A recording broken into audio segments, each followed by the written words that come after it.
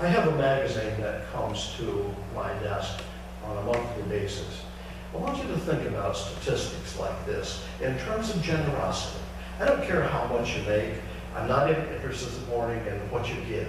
I just want you to think about the heart, the spirit of generosity. Is it rooted and grounded in gratitude? Here's some interesting information.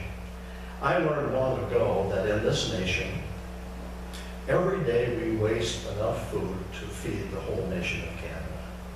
Every day. Every single day. So think about this.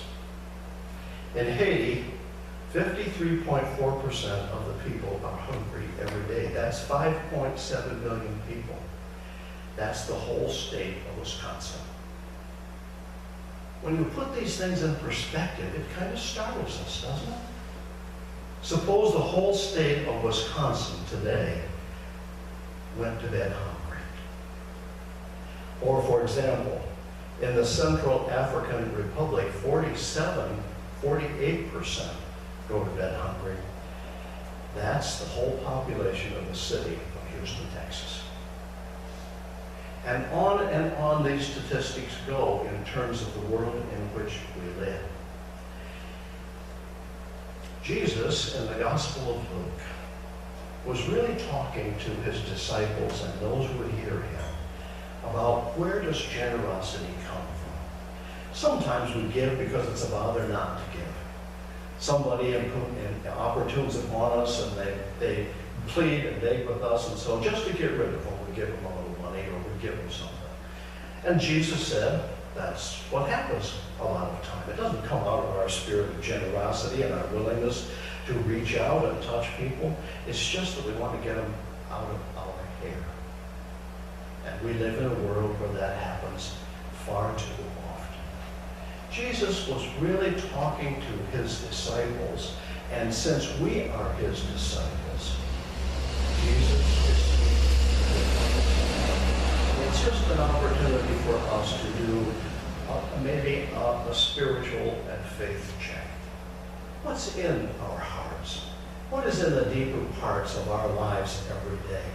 Is there a sense of gratitude that somehow we know that we have not gotten here on our own? There have been a great cloud of witnesses who have been at work influencing and affecting the way life unfolds for us, many times for the better. And how do we embrace that so that we become those who, from a spirit of generosity, live lives of gratitude, grateful that God has touched us, grateful that God has been at work for our good, grateful that folks we have met along the way have been a source of encouragement to us, have lifted us up and given us a sense of hope and sometimes even a whole sense of purpose in terms of where we think we're headed. Gratitude is always what leads to generosity. Jesus was speaking to his world. He was speaking to a world where the people who had so much were only interested in getting more. If you only look at the political arena today, isn't it such a sad thing that we are making more and more billionaires and we are leaving more and more people behind? And you say, what does that have to do with me? I'm not one of those billionaires. But friends, each one of us, in terms of the world in which we live, are rich beyond imagination. And all God is asking us to do is to live generously. Not so much in terms of money.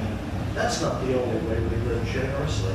We live generously by the words we speak to one another. We live generously by the ways in which we walk the extra mile with someone who's in need. We live generously by the way we touch another person with a hand on their shoulder or a moment of time when we help them move from the place they are.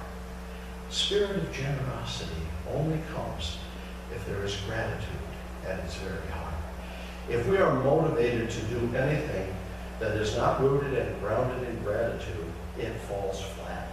it does not achieve the purpose for which it was done.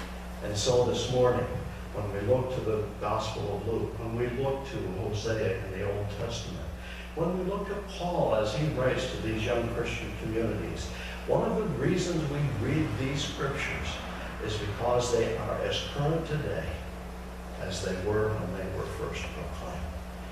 Where in the world are we finding such atrocities as 80 people killed by 2 people wearing vests filled with explosives? Where in the world do we see a place in France where somebody drives a big truck into a crowd of people and kills 80 people? Where in the world do we see the kinds of things that are happening today as being any different than what Hosea was talking about when he was delivering God's word to this people who were to be a light to the nation? They had a purpose.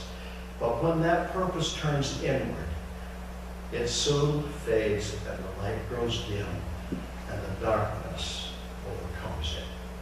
Friends, there's never been a time in history when God has not called us to be a light in the darkness.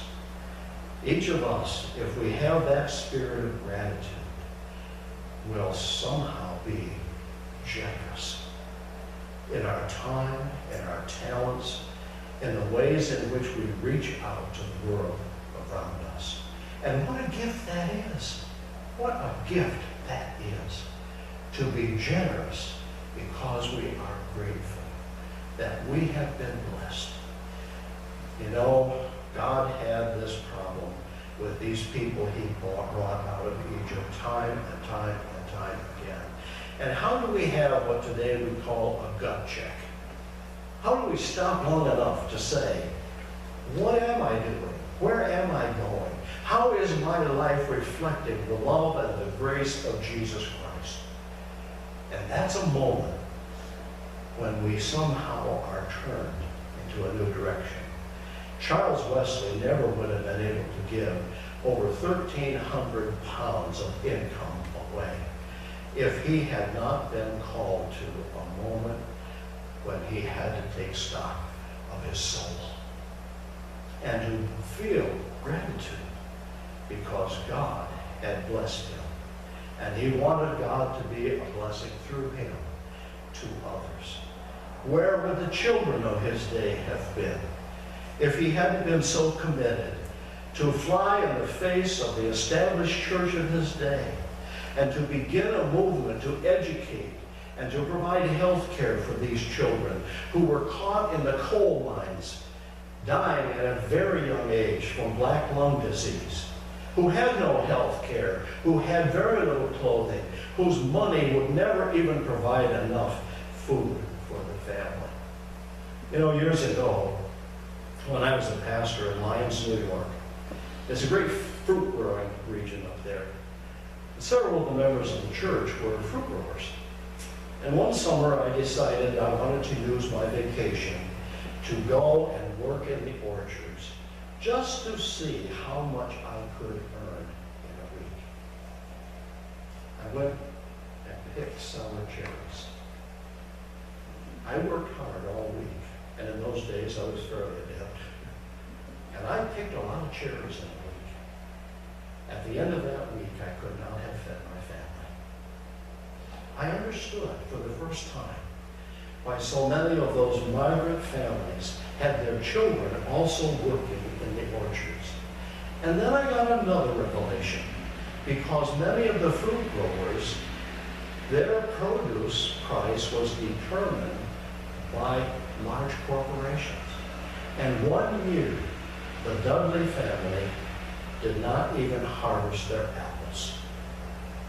They rotted on the tree because the buyers couldn't pay them enough to cover the cost of production, harvest, and distribution. Friends, we live in a very strange world. I didn't know a more grateful family than the Dudley family.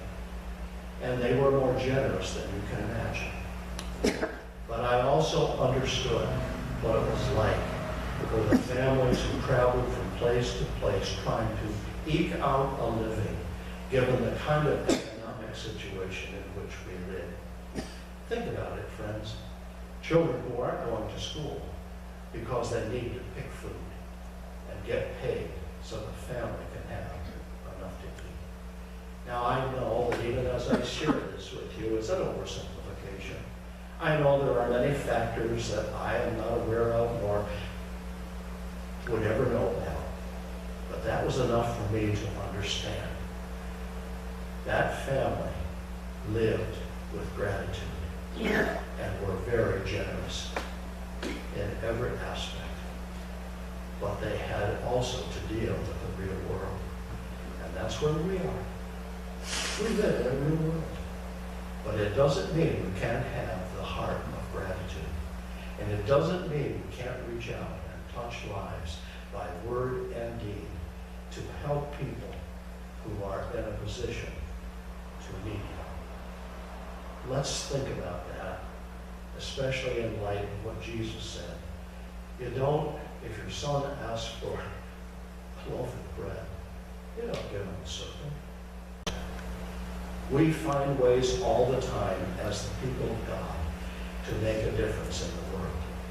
When I say we don't know our history, what I also would say to you, most of us have no idea the kind of work that this church and every church does around the world. Do you realize we drill wells for fresh water for third world countries every single day to provide a more healthy environment for the people who live in villages that are so remote you cannot believe it? Many years ago, Charlie Marks and I traveled to India. They wanted to know if we wanted to drive back to a village where we had a doctor and a nurse providing health care for a great, great area of that country. We went by Jeep, we crossed a river in a raft, in the Jeep on the raft, and we got to a little place called Sriracha. When we got there, we were dusty and tired, and they said, "Would you like a shower?" Well, did we ever? We jumped at that chance. They took us to a room where there was a bucket of water, and that was our shower. But the thing that blew us away, the doctor who was caring for the medical needs of those people invited us to dinner. The villagers killed chickens for us to eat, which they would never do if it weren't for the fact that they had visiting people who came to see them. That was a sacrifice on their part. And my feeling at the time was they were grateful that somebody came to see life. They were grateful that there was a doctor in residence and there was somebody there to help with their medical needs. This was an expression of generosity rooted and grounded in gratitude. And my suspicion is, friends, if you traveled in the world today and you went to folks who had so little, when you came, they would make sure that they expressed care for you. Friends, that's the world in which we live today. So many places where people live with gratitude that leads to generosity, even when they do not have the means to do that. Jesus is talking with his disciples. Hosea is talking to God's people. What has happened that you have forgotten? What has happened that you cannot live with gratitude? What is wrong with you that you take advantage of the poor in order to enhance your own wealth, and they become more poor and more poor and more poor? Friends, somehow the world is going to have to get the message. And if we don't deliver it, who will? A spirit of gratitude always leads to generosity. May we always be a generous people.